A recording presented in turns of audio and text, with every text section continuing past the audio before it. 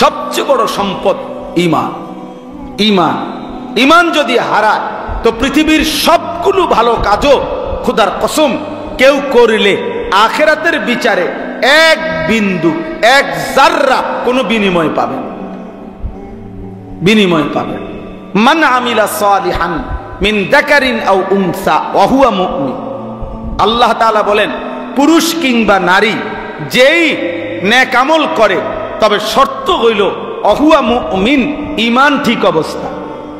ঈমান অবস্থায়, ঈমান অবস্থায় পুরুষ কিংবা নারী যেই নেক আমল করবে, ফালা নুহইয়ান্নাহু হায়াতান তাইয়্যিবা, আমি আল্লাহ তাকে দুনিয়াতেই একটা উত্তম পবিত্র আরামের জীবন দান করব। ওয়ালা নাজজিয়ান্নাহুম আজরাহুম বিআহসানি মা কানু ইয়ামালুন, এবং আমি আল্লাহ তার প্রত্যেকটা নেক আমলের বিনিময়ে আখিরাতে জান্নাতের সর্বোত্তম বিনিময় দান করব। তাহলে শর্ত হলো ঈমান। শর্ত হলো কি? কোরআনে আছে, ওয়ামান আরাদাল আখিরাতা ওয়া সাআলাহা সাইয়াহা ওয়া হুয়া মুমিন ফাউলাইকা কানা সাইয়ুহুম মাশকুরা। আল্লাহ তাআলা বলেন, তোমাদের মধ্য থেকে যারা যারা আখিরাত চায় এবং আখিরাতের জন্য জান্নাতের জন্য সর্বোচ্চ মেহনত করে, ওয়া সাআলাহা সাইয়াহা, তার জন্য মেহনত করে, আমলের মেহনত, আল্লাহ বলেন ওহুয়া মুমিন। হ্যাঁ, শর্ত হলো ঈমান অবস্থায়। ঈমান অবস্থায় আখিরাতের আশায় যে সর্বোচ্চ মেহনত করে, ফাউলাইকা কানা সাইয়ুহুম মাশকুরা। আল্লাহ তাআলা বলেন, তার প্রত্যেকটা মেহনত ঈমান ঠিক রেখে যাই করবে তাই আল্লাহর কাছে প্রশংসিত হবে, কৃতজ্ঞতার উপযুক্ত হবে। আল্লাহ তাআলা সেটা ধন্যবাদের সাথে গ্রহণ করে নেবেন। এজন্য ঈমান আমাদের সংশোধন জরুরি। আমার অজান্তে যদি আমি ঈমান হারা হয়ে যাই, কোনো কথা দ্বারা, কোনো শব্দ দ্বারা, কোনো বিশ্বাসের দ্বারা, কোনো আচরণের দ্বারা যদি আমার শিরিক হয়, কুফর হয়, নিফাক হয়, প্রিয় ভাই প্রিয় বাপ সবার জন্য, আমার জন্য, তাইলে আমার আখিরাত বরবাদ, তাইলে আমার আখিরাত বরবাদ। শিরিক মুক্ত ঈমান, শিরিক মুক্ত ঈমান জরুরি। এজন্য শুধুমাত্র কালেমা লা ইলাহা ইল্লাল্লাহ এটা আমি মুখস্থ বলতে পারি, এতটুকুই যথেষ্ট না। নবীজি সাল্লাল্লাহু আলাইহি সাল্লাম বলছে, আল ঈমানু বিদউন ওয়া সাবউনা শুবা। ঈমানের 70টার চাইতে বেশি শাখা প্রশাখা আছে, ডালপালা। তো মুহাদ্দিসিনে কেরাম, উলামায়ে কেরাম সর্বোচ্চ গবেষণা করে তারা বের করছে ঈমানের 77টা শাখা। কয়টা? তো ফাআফদালুহা কাউলু লা ইলাহা ইল্লাল্লাহ। ঈমানের সবচেয়ে বড় শাখা লা ইলাহা ইল্লাল্লাহ, এই কালেমাটা বলা। তাহলে এটা তো ঈমানের একটা শাখা বড়, কিন্তু বাকি 76টা, বাকি 76টা কই? তাহলে আমার খবর নেওয়া উচিত। আমার খুলনার হযরত, বাংলাদেশের অন্যতম একজন বুজুর্গ, করাচি হযরত রাহমাতুল্লাহ আলাইহির খলিফা হযরত মাওলানা মুফতি নুরুল আমিন সাহেব, হযরত বলেন যে একজন মানুষের একেবারে বইয়ের মতো কাগজের মধ্যে, লিফলেটের মধ্যে, হ্যান্ডবিলের মধ্যে নিজেরা 77টা ঈমানের শাখা লিখা উচিত, এবং একটা একটা করে নিজের জীবনের সাথে মিলাইয়া টিক চিহ্ন দেওয়া উচিত, আছে কোনটা নাই কোনটা। কি ভাই, উচিত না এটা? আছে কোনটা নাই কোনটা, তাইলে না আমার ঈমান পূর্ণ হইল। এটা আমারও উচিত, এটা আপনাদেরও উচিত, এটা তালেব ইলমদেরও উচিত, এটা উস্তাদদেরও উচিত, এটা আলেমেরও উচিত, এটা আওয়ামেরও উচিত। ঈমান বুঝাই দিতে হবে আল্লাহকে। হাদিসের মধ্যে আছে, সাহাবায়ে কেরাম হযরত জুনদুব ইবনে আব্দুল্লাহ তিনি বলেন, আমরা কিশোর ছিলাম। উনি কিশোর বয়সী সাহাবী, 14-15 বছরের। উনি বলেন, আমরা কয়েকজন কিশোর নবীজির কাছে লম্বা সময় কিছুদিন অবস্থান করলাম। কুন্না মা'আন নবী সাল্লাল্লাহু আলাইহি সাল্লাম ওয়া নাহনু হাযাবিরা। হাযাবিরাতুন শব্দের অর্থ হলো করিবুল বুলুগ, যে বালেগ হওয়ার কাছাকাছি কিশোর, এই বয়সী, মনে করো 13-14 বছর। তো তিনি বলেন, এই বয়সেই আমরা নবীজির কাছে কিছুদিন ছিলাম, ঢাইকা কি করলাম, কি করছি আমরা? তো আল্লাহর নবী সাল্লাল্লাহু আলাইহি সাল্লামের সাহাবী বলেন জুনদুব, তিনি বলেন ফাতাআল্লামনাল ঈমান, আমরা নবীজির কাছে ঈমান শিখলাম, ঈমান শিখলাম। এজন্য প্রিয় ছেলেরা, বাবা বহুত শুকরিয়া তোমাদেরকে।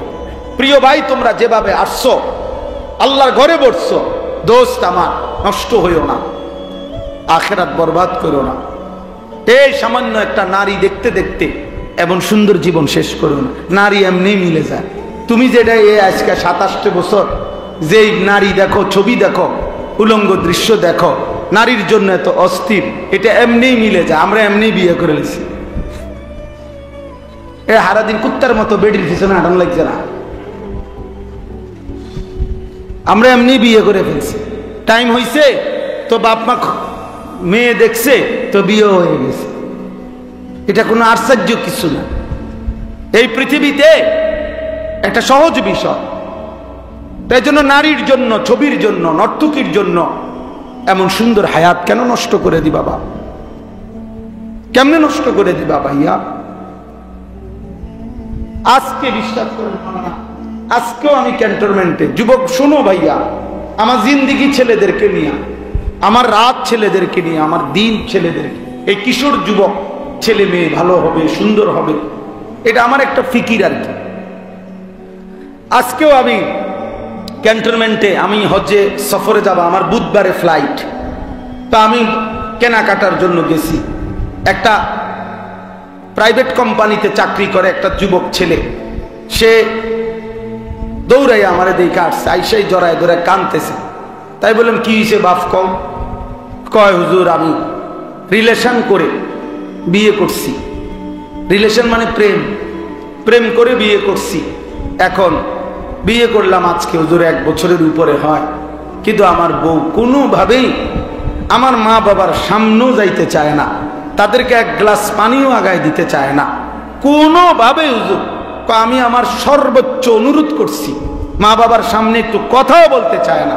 কয় যে সে কোনোভাবেই, তার এক বক্তব্য যে সে আমার এই গোলামি করতে পারবে না, সে আমার এটারে গোলামি করে, এটা নাকি গোলামি করা। এখন আমি কি করবো হুজুর? আমি কিছুই বুঝতেছি না। রাগ করে একদিন তালাক দিয়ে ফেলছি। এরপরে এখন আবার সে বলতেছে থাকবে, এখন আসে। এখন আমি কোনো সুখ পাইতেছি না, শান্তি পাইতেছি না, কোনো উন্নতি পাইতেছি না। তা আমি বললাম তালাকও দিলা, আবার এখন থাকো, আবার প্রেমও করলা, তোমার মা বাবারও খবর লয় না। এত সদবদ কথাগুলো হয়নি। জিন্দিগিটা তো একটা সদরবদর বানাই লাইছ।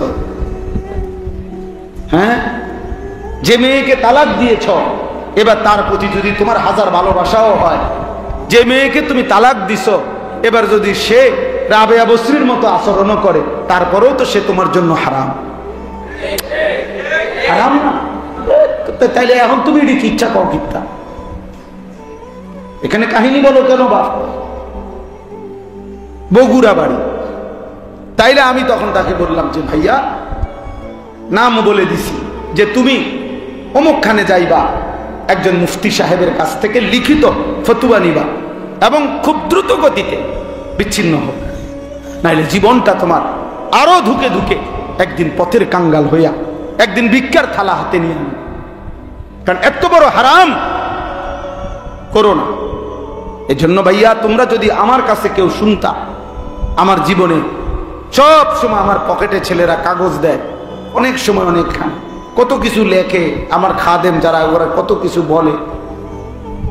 কি পরিমাণ এই হারাম সম্পর্কের কারণে প্রিয় ভাই, প্রথম তো মনে হয় ওই মেয়ে তোমারে ভালোবাসে, ওই মেয়ে তোমার সাথে প্রেম করে, সুন্দর সুন্দর কথা বলে, বিবাহের আগে তারও কোনো কিছু তোমার কাছে ভুল মনে হয় না, সেও তোমার কোনো কিছু ভুল মনে করে না। কিন্তু যেদিন থেকে বিবাহ হয়, সম্পর্ক ভালোবাসার পরে বিবাহ হয়, সেদিন থেকে দুনিয়াটা জাহান্নামের টুকরা হয়ে আছে। এজন্য দোস্ত আমার, কমপক্ষে আখেরাত তো আছেই, নিজের এই দুনিয়ার জীবনটা নষ্ট করো, জাহান্নামের টুকরা হয়ে যাবে। এটা জাহান্নামের টুকরা। কোন নারীর পিছনে, ছবির পিছনে, কোন জিনা ব্যভিচারের পিছনে, মোবাইলের এই অশ্লীল ছবির পিছনে আমার প্রিয় সন্তান, জিন্দেগি নষ্ট করো না, এমন হায়াত শেষ করে দিও না, এমন সুন্দর রাত আর পাবা না, এমন সুন্দর দিন আর পাইবা না, আর পাইবা না। কিশোর যৌবন এমন একটা সময়। আমার কাছে কিতাব আছে, ওই ইউসুফ ভাই এই কিতাব দিছে, কিছুদিন আগেও দিছে। ওইখানে লিস্ট যুবকদের জন্য একটা আরবি কিতাব। তো ওইখানে লিখছে উনি যে, হে যুবক, মনে রেখো, আল্লাহ বলে দিছে যে যুবক হলো বাইনা দুফাইন, আশ-শাবাবু বাইনা দুফাইন। একজন যুবক, একজন কিশোর, সে হলো দুই দুর্বলতার মাঝখানে। অর্থাৎ আল্লাহুল্লাযী খালাকাকুম মিন দুফিন, আল্লাহ বলেন আমি মানুষকে সৃষ্টি করেছি দুর্বল অবস্থায়। যখন সে শিশু তখন সে দুর্বল। সুম্মা জাআলা মিন বা'দি দুফিন কুওয়াতান, অতঃপর আমি আল্লাহ সেই দুর্বলতার পরে তাকে দিয়েছি শক্তি। কুওয়াতান মানে শক্তি, কুওয়াত মানে কি? শক্তি মানে যৌবন।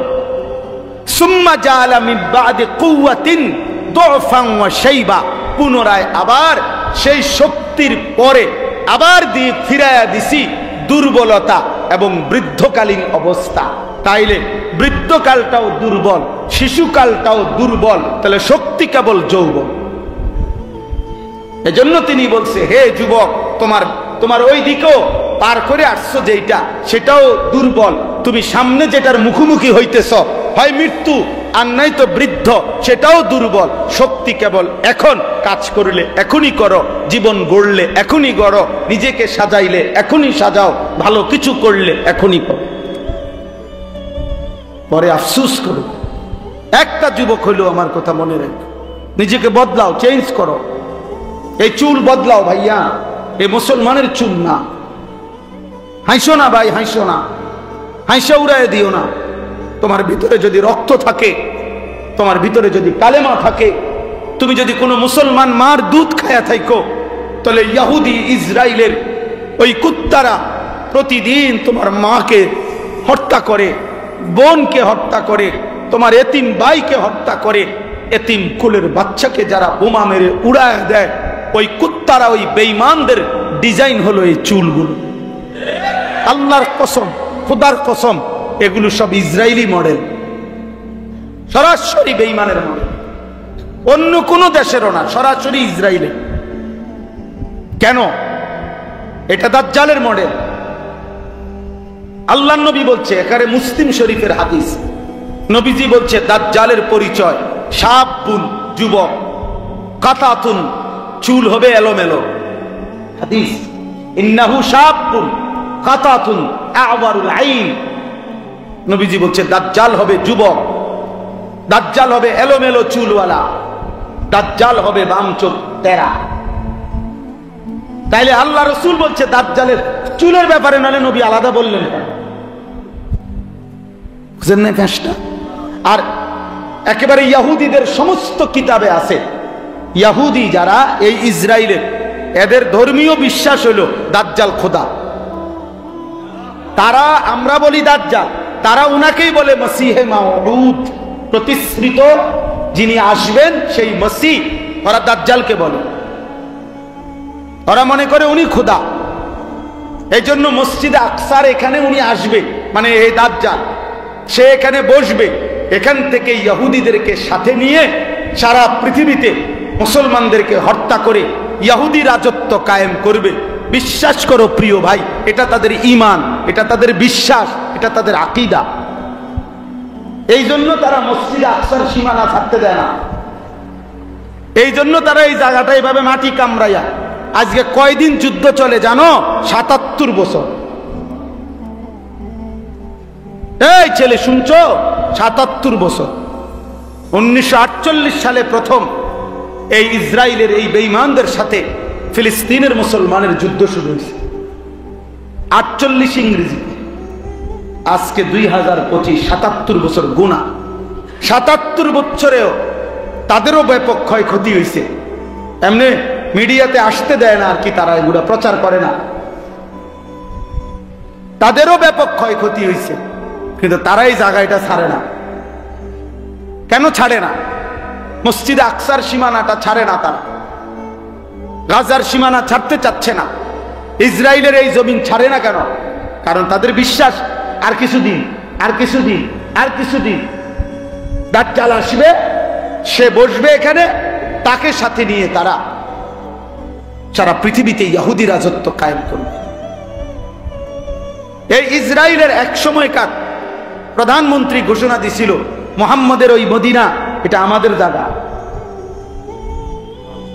জানো মিয়া? হ্যাঁ, তাদের বিশ্বাস এটা।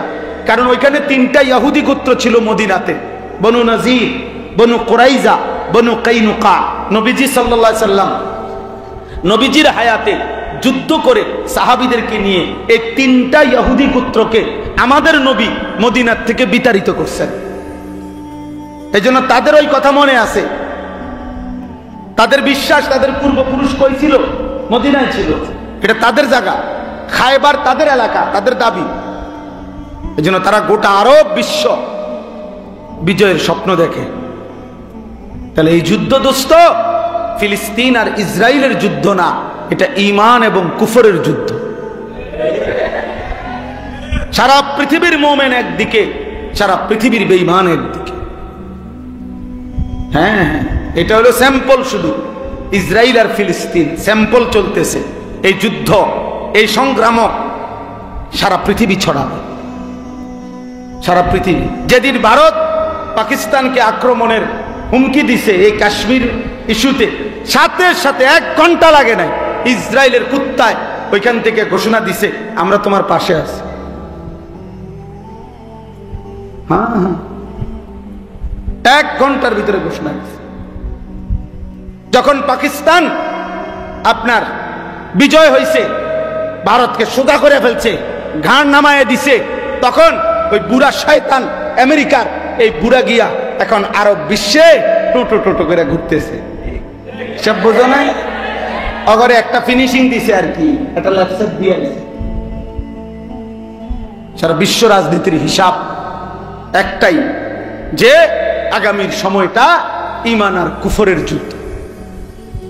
এই জন্য সেদিন যদি তুমি ঈমানদার হইতে না পারো, তোমার এই চুল তোমারে নাফরমানদের দলভুক্ত করে দিবে। তোমার এই ধারাবাহিক নামাজ না পড়া তোমারে নাফরমানদের অন্তর্ভুক্ত করে দিবে।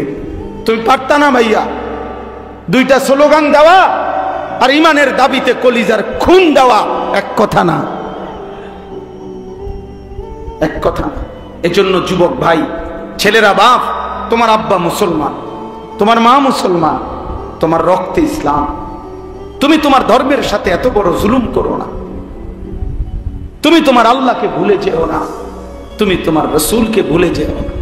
নবী বলবে, উম্মত আমি সেই নবী, 23টা বছর উম্মত আমি বিছানায় গাও লাগাইছি, যে দূর উম্মতের ফিকিরে দাঁড়িয়েছিলাম তার চাইতে কোটি গুণ বেশি। আমি শুইছি কম উম্মত, আমি কাঁদছি বেশি।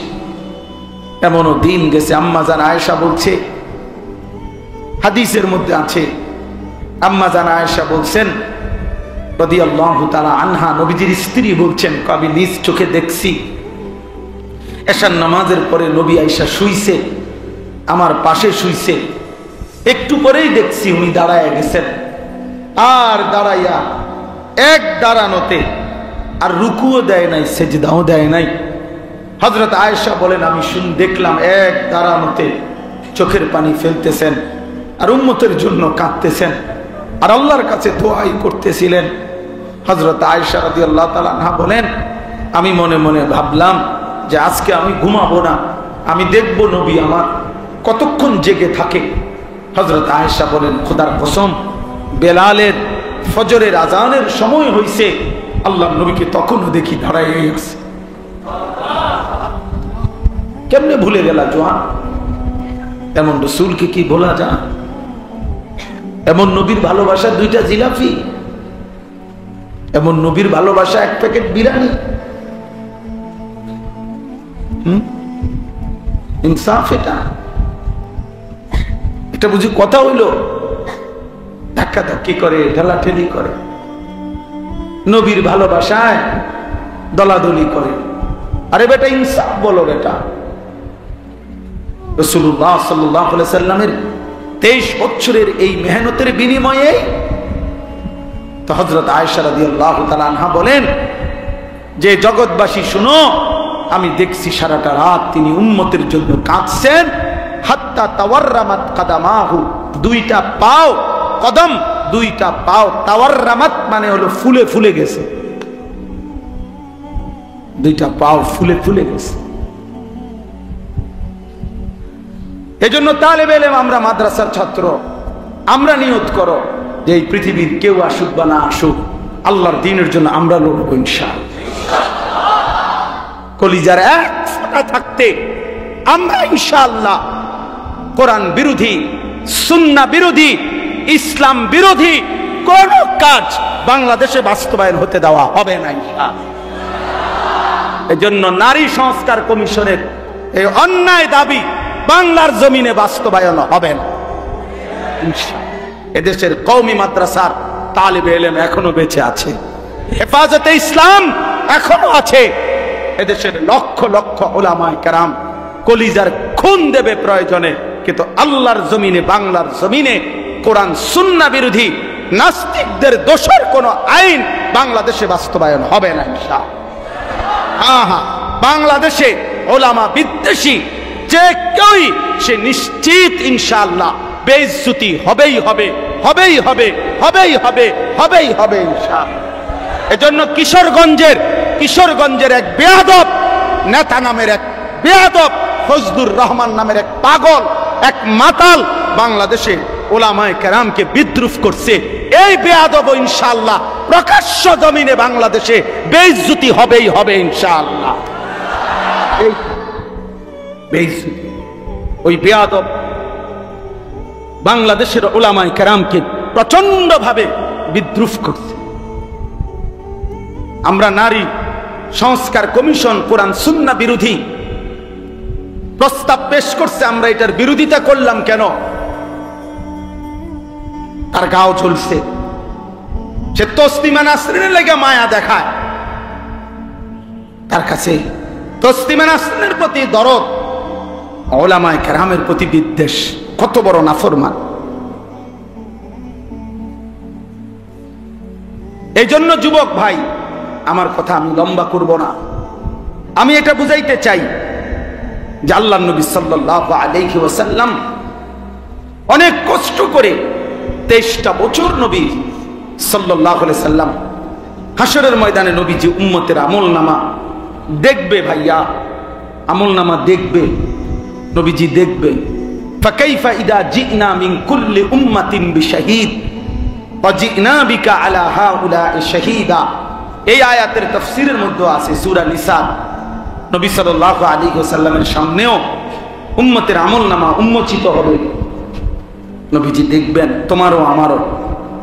তো নবী যখন দেখবেন, আহা আমার উম্মত সেই উম্মত যার আমলনামার মধ্যে 365 দিনের এক বছরে কোনো দিন ফজরের নামাজ পড়ে নাই। আল্লাহর নবী বলবেন, উম্মত এটা কি আমলনামা? আমার 23 বছরের চোখের পানি, আমার তায়েফের রক্ত, আমার দান দান শহীদ করা উহুদের রক্ত, আমি ক্ষুধার কষ্টে পেটে 2টা পাথর ভাঙছিলাম, আমি রক্তের উপরে উহুদের প্রান্তরে গড়াগড়ি খাইছিলাম, তাইলে আমার এই রক্ত, চোখের পানি, ক্ষুধার কষ্টের বিনিময়ে এই আমলনামা? দিন রাত নারী, ছবি, মদ, জুয়া, জিনা, ব্যভিচার, সুদ, ঘুষ, হারাম উপার্জন, এর জন্য আমার এত কান্না? বলো ভাই, কি জবাব হবে? বাবারা বলেন, কি জবাব দিবেন? 30 বছর যিনি সুদ খাইতেছেন, আপনি কেমনে দাঁড়াইবেন? 30 বছর ধরে, 60 বছর ধরে যিনি বিড়ি সিগারেট খান, আপনি নবীজির সামনে কেমনে দাঁড়াইবেন? 60 বছর বয়সেও যারা রঙিন টেলিভিশনে নাচ গান দেখেন, আপনি কেমনে দাঁড়াইবেন? কি বলবেন? এই বলেন না, কি বলবেন বলেন? আজকে 20 বছর 25 বছর ধরে তার স্ত্রী বেপর্দা, আপনি স্বামী, মুসলমান স্বামী, কেমনে আল্লাহর সামনে দাঁড়াবেন? যার ছেলেটা 18 বছর 20 বছর, আমনে জীবিত বাপ, বাপ জীবিত থাকতে, মা জীবিত থাকতে ছেলেটা কোনোদিন ফজরের নামাজ পড়ে না, একটা হাইওয়ান জানোয়ারের মতো ঘুমায় থাকে। আহা, ওই বাপ কি বলবে আল্লাহ? কি বলবে? সংসার মানে কি? সংসার মানে খাট পালং, সংসার মানে সোফা, সংসার মানে তো স্ত্রী সন্তান। মানুষ তো সংসার বলে স্ত্রী সন্তানকে। কেউ যদি বলে আমি আমার পরিবার নিয়ে বেড়াইতে আসছি, মানে আমার যে খাট পালং সোফা টোফা ইডি লইয়া বেড়াইতে আসছি, ঠিক না? তো কি বউ বাচ্চা নিয়ে আসছি? কথা বলেন না কেন? মানুষ যখন কথায় কথায় বলে যে আমি পরিবার নিয়ে আসছি বেড়াইতে, অর্থ কি? বউ বাচ্চা নিয়ে আসছি। তাহলে পরিবার বলে কাকে? বউ বাচ্চাকে। সংসার বলে স্ত্রী সন্তানকে। তাহলে তারাই যদি নাফরমান হয়, স্ত্রী যদি পর্দানশীল না হয়, ছেলে যদি নামাজ না পড়ে, মেয়ে যদি পর্দা না করে, ফুতে যদি হারাম রোজগার করে, সবাই মিল্লা যদি আল্লাহর নাফরমানি করে, তো খাট পালং আর সোফা ফার্নিচার টাইলস আর বাথরুম দিয়ে হবেটা কি? বলে কেমনে হবে ভাইয়া? এই জন্য আজকে আমরা এটা ইনসাফের সাথে আজকে ফিকির করি। আমি অন্য প্রসঙ্গ বলতে চাইছিলাম, মূলত কোরবানির কথা বলতে চাইছিলাম। এজন্য ফাসাল্লি লিরাব্বিকা ওয়ানহার এটা পড়ছিলাম সূরা কাউসার। আর লম্বা করব না, সূরা কাউসার পড়ছিলাম, ছোট্ট 3টা আয়াত। ইন্না আ'তাইনাকাল কাউসার, আল্লাহ বলছেন নবী আপনাকে আমি কাউসার দিয়েছি। কাউসার শব্দের 2 অর্থ, এক হলো খাইরে কাসীর, দুনিয়া আখিরাতের অগণিত কল্যাণ আমি আপনাকে দিয়েছি। এজন্য ভাইয়া আমরা সেই নবীর উম্মত যে নবীকে আল্লাহ দুনিয়াতেও শ্রেষ্ঠ কল্যাণ দিছে, যাকে আল্লাহ আখিরাতেও শ্রেষ্ঠ কল্যাণ দিছে। এমন রাসূল, এত বড় নবী, এত বড় শ্রেষ্ঠতম মায়ার নবী পেয়ে কেউ যদি পথভ্রষ্ট হয়, আহা আফসোস ভাইয়া, আফসোস। ছেলেরা ফিরে আসো, বাপ বাবারা ফিরে আসেন। নওজোয়ান ছেলে তোমরা যারা নামাজ পড়ো না, বাপ নামাজ পড়ো। আগামীর পৃথিবীতে মাহাদির পক্ষে যদি যুদ্ধ করতে হয়, দাজ্জালের বিরুদ্ধে যদি লড়তে হয়, সেজদা লাগবে। সেজদা কি লাগবে?